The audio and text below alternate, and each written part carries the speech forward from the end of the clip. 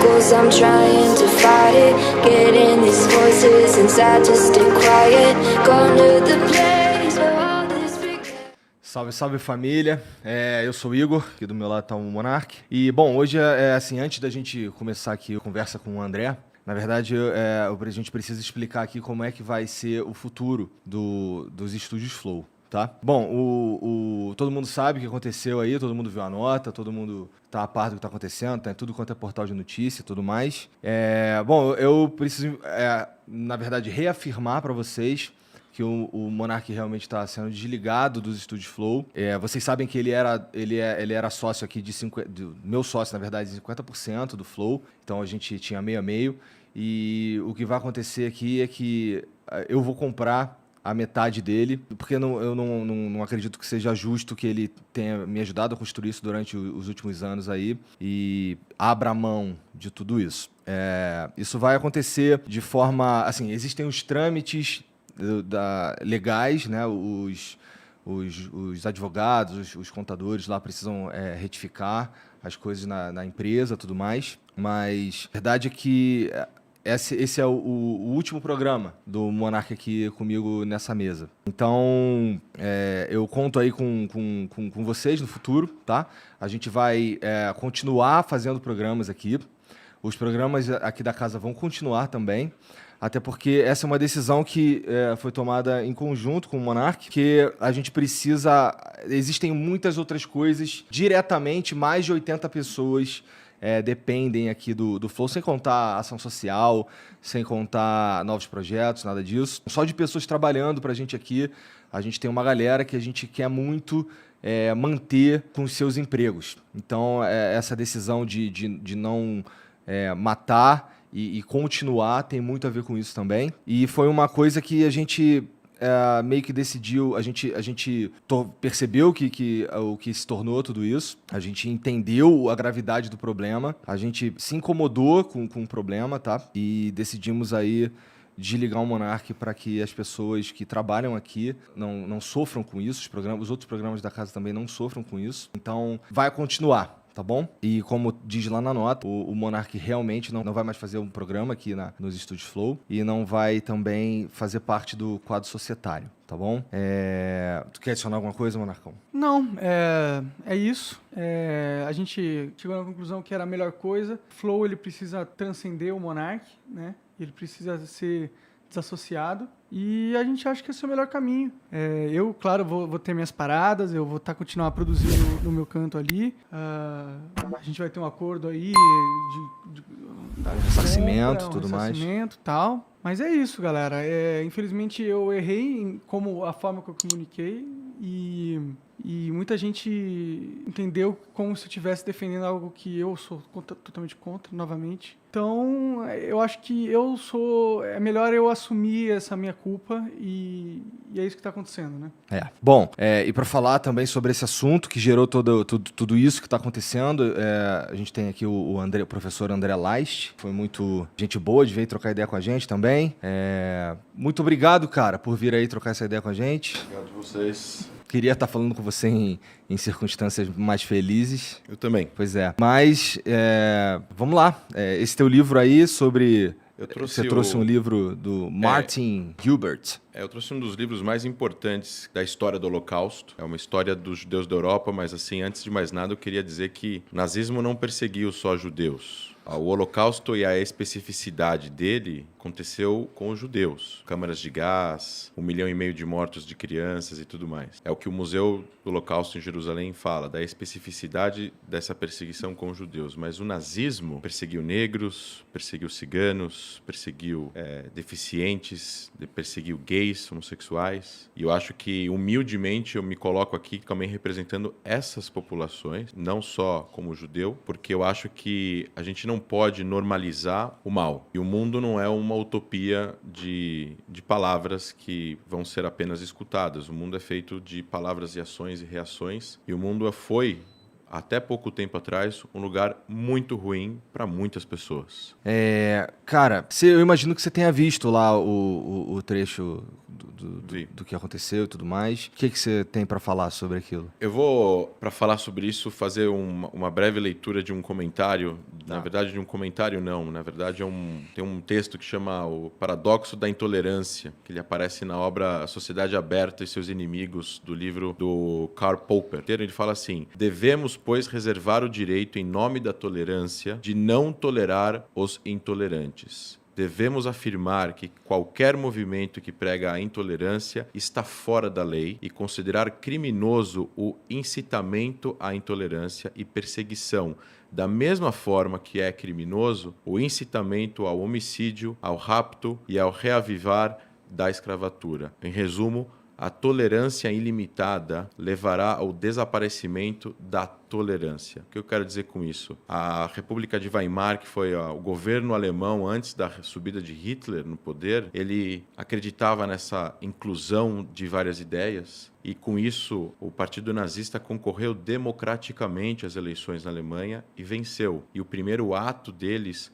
foi acabar com toda a sociedade civil alemã, com todas as instituições democráticas e perpetuar o que eles perpetuaram na Segunda Guerra Mundial, com 50 milhões de mortos, com 6 milhões de judeus, com diversos centenas de milhares de várias outras minorias. Essa abertura que eles deram em nome desse debate de ideias, o outro lado não entende esse debate de ideias. O outro lado não está interessado em debater ideias, o outro lado está interessado em tomar o poder com golpe e impor a sua vontade, que no caso do nazismo especificamente, é voltado a uma ideologia radical, extremista, genocida, baseada em raça. Não só em raça, mas na ideia de um ser humano geneticamente melhor que o outro, provado pela ciência que isso não existe.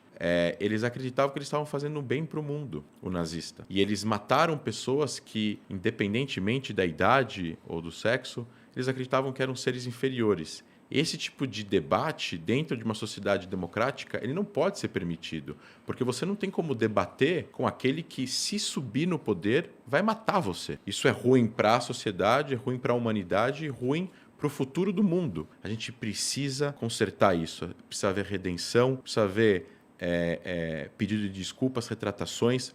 As devidas instâncias jurídicas têm que fazer o trabalho deles, não é o meu caso aqui como historiador, e a gente precisa ensinar. Não é comparável. Para você colocar no campo das ideias o que a gente deseja para construir uma cidade mais democrática, mais livre, com liberdade de expressão, mas essa liberdade de expressão ela não pode ser incitação ao ódio, à violência, ao estupro, ao rapto, à volta da escravidão, num país que teve a maior quantidade de escravos importados da Europa, 3,5 milhões, 4,5 milhões de escravos, é mais do que todos os países da América juntos, mais que todos os países da América juntos. O Brasil importou 4,5 milhões de escravos e é o país que mais tempo teve a escravidão e que foi o último a abolir a escravidão.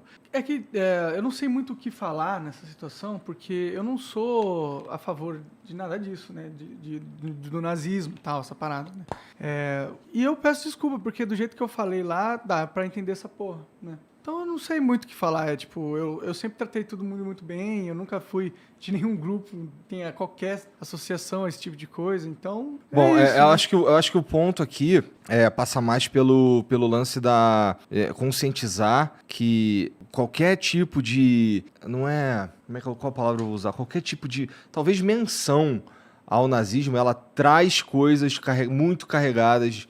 Essa palavra é uma palavra que tem um significado muito pesado para a humanidade. Exato. Né? Então, realmente, trazer esse tipo de pensamento para o debate político... Como se fosse algo legítimo. Como se fosse algo legítimo, algo que é uma mera oposição de ideias, não faz sentido. Porque o nazismo, o cerne do nazismo é a violência. Ele não se opõe a outras ideias, ele extermina as outras ideias. E outras, não só ideias, ele extermina as pessoas. Exato.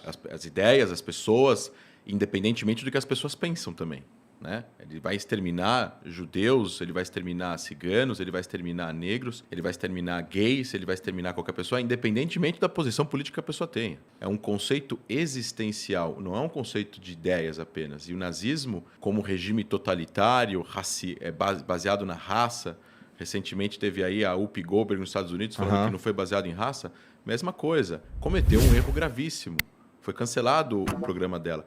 Porque esse tipo de discurso influencia milhões. O nazismo, ele acende influenciando pessoas também. Ele não acende em armas, não é? Exato. Existe um filme chamado A Onda, que eu sugiro quem quiser procurar, um filme bastante antigo, onde nos Estados Unidos um garoto numa escola, acho que no ensino médio, perguntam para o professor como foi isso que o nazismo conseguiu conquistar os corações e mentes de tantas pessoas, e tantos alemães, né, de tantas pessoas. E ele monta um esquema de domínio, de poder, de influência de poder, o que a gente chama de criação de inimigos externos, onde pessoas deveriam ser perseguidas e outras deveriam ser protegidas. E ele cria um sistema, um microsistema na escola, como se fosse um regime nazista. E aí em um dado momento, ele acaba mostrando a realidade para os estudantes num evento. E isso é muito marcante.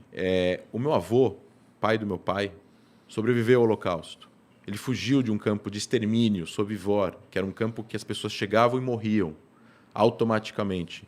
Tocava música clássica na estação de trem. As pessoas desciam achando que iam tomar banho, marchavam até a câmara de gás, entravam e morriam. Meu avô, por sorte, disse que era jardineiro quando ele chegou. E botaram ele de lado. E ele misturava as cinzas dos mortos que eram queimados nos fornos depois da câmara de gás com a terra para poder fazer espaço.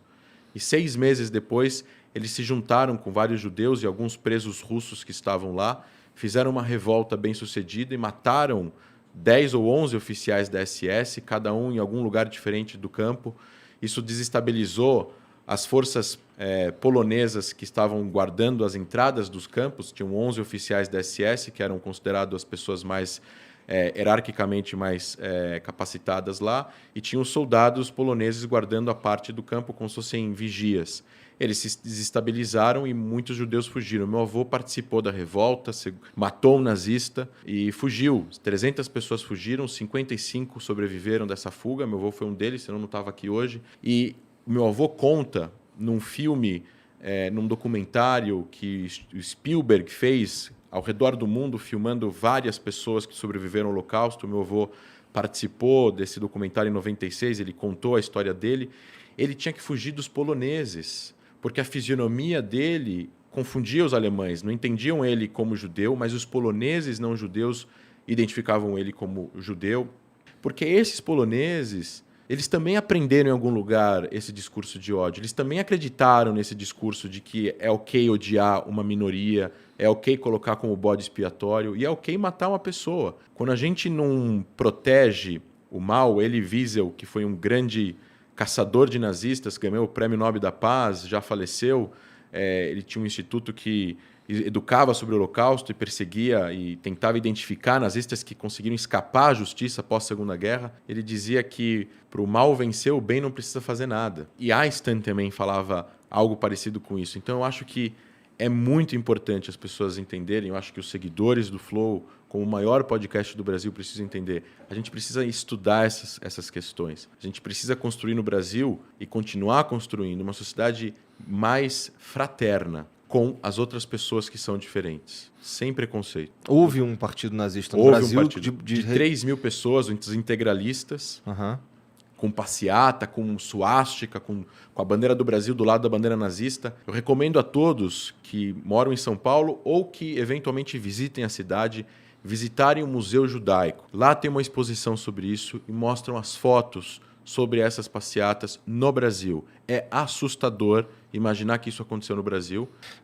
Eram brasileiros influenciados pelo discurso alemão. Exato. E assim, os discursos de ódio, assim, numa sociedade existe de tudo. E a gente nunca vai acabar completamente com o preconceito, com o racismo. Isso é uma coisa, acho que, endêmica do ser humano. Se você viajar para os países mais desenvolvidos, vai ter pessoas que pensam coisas ruins. Vai diminuir, não vai desaparecer, mas isso não pode ser normalizado. Precisa ser combatido. No Brasil é ilegal a apologia ao nazismo. No mundo inteiro tirando nos Estados Unidos, por questões culturais dos Estados Unidos, a maioria das pessoas e dos países são contra essa liberdade que existe nos Estados Unidos. Recentemente passou um vídeo de uma passeata nazista em Orlando, onde as pessoas estavam com bandeiras nazistas. Há poucos anos atrás teve naquele caso de Chernobyl, acho que é o nome da cidade, onde teve protestos dos dois lados, teve atropelamento, teve morte. A gente não pode normalizar. aquela foto daquele policial negro protegendo